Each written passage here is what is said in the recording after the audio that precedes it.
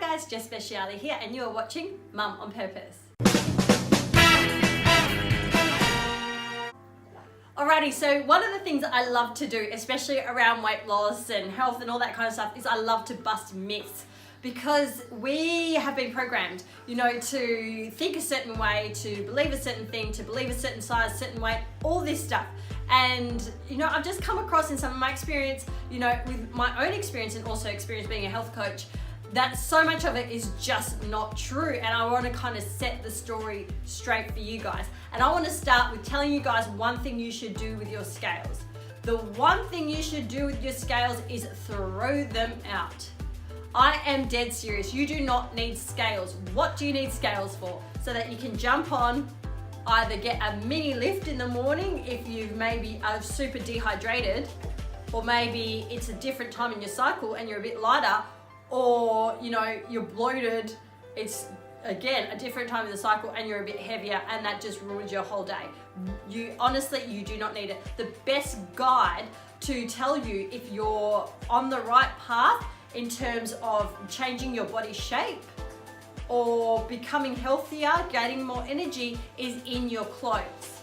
100% in your clothes, in the way they fit, in the way they feel. It has to do with body composition. So we all know that fat and muscle are not equal. So as a very general example, say you need like that much fat and like that much muscle, pretty much weigh the same. So that makes a vast difference overall when you're looking at a number on the scale. I'm sure some of you guys have seen those girls running around, and they're that skinny fat. So they're quite slim, but they've got cellulite all over them. They're always tired, and that's because they've got quite a high percentage of body fat within their body, and they're quite sedentary. They don't do a lot of exercise. So rather than that, what we want to focus on is your body composition. Increasing your muscle, decreasing your fat, feeling better, going by how our clothes fit. So, I know what you're thinking. Gaining muscle, I'm gonna get huge. No, unless you are a female on some kind of special supplements that males usually take, you will not get huge doing resistance training or increasing your muscle. If you're doing that along with, nourishing your body healthier, you're not going to get huge. It's pretty much biologically impossible.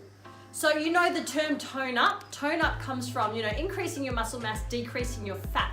Now this can kind of happen hand in hand, where as you're increasing your muscle mass, your muscles require more calories to maintain, and so therefore your metabolism does go up slightly, but basically we just want to be making better choices. We want to be exercising more, moving more, and we want to go by how our clothes feel. So I'm going to give a challenge to you guys for 2 weeks. 2 weeks, I want you guys to throw out the scales. Throw away the scales and make a conscious choice not to deprive yourself of anything. That's not what I'm talking about here. Do not deprive yourself of any food. Don't put yourself in a strict diet. That's not going to work. Don't dehydrate yourself. That's not going to work.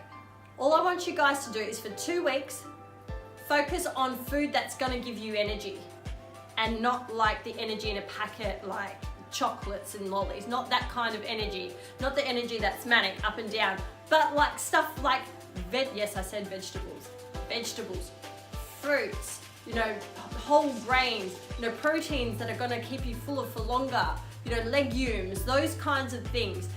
Pinterest is amazing. Go on Pinterest and type in like low GI foods or clean eating or something like that, and you will get like 7 million images and recipes come up, I promise. And so for the next 2 weeks, I just want you to focus on those foods that are going to give you energy without the crash. That is pretty much my diet at the moment. I have my Herbalife nutrition program, which I incorporate in everything, but then with my healthy whole food eating, I just ask myself, is this going to give me a crash? Is it going to give me a crash? And so like my big bad thing at the moment is popcorn. I'm like obsessed with popcorn. But as I'm eating popcorn, the entire packet, I'm thinking, is this going to give me a crash? Probably not. I'm good. It's just going to make me really thirsty. There's probably not the most nutritious food just to live on popcorn. I'm not suggesting that at all. But that's the kind of questions that I ask myself. as I'm eating, as I'm making stuff for the kids, you know, is this going to give me a crash? Because if it's going to give me a crash, it's probably too high in sugar. It's probably not a food that I want to stick around. So, challenge for the next 2 weeks, throw away the scales, try on a pair of clothes that's just that little bit too tight, then go on this journey of trying to eat, asking yourself a question, is this food going to give me a crash?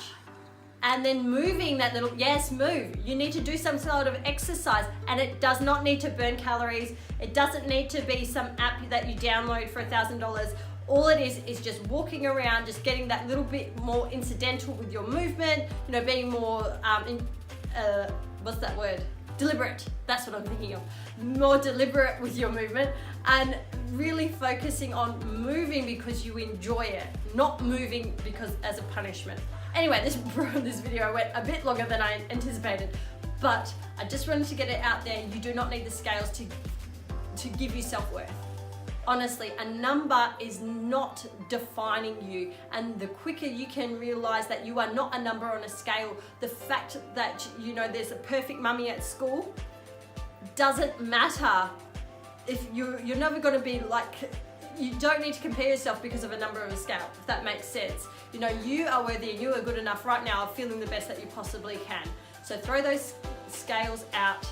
Just for 2 weeks, try this with me, of really focusing on foods that are going to make you feel better, exercising that little bit more, getting stronger so that you can pick up your babies, getting stronger so when you're helping out in sports and class, you're not tired. You know, when you're pushing the pram, you're not going to become exhausted.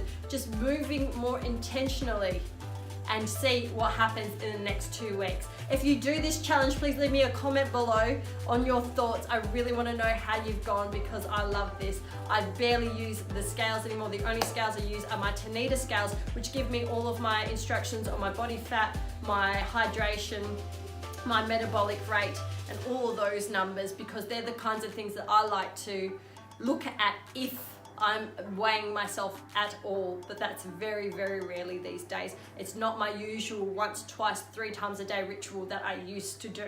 So try that for me and let me know how you go. I'll speak to you guys next time. Bye.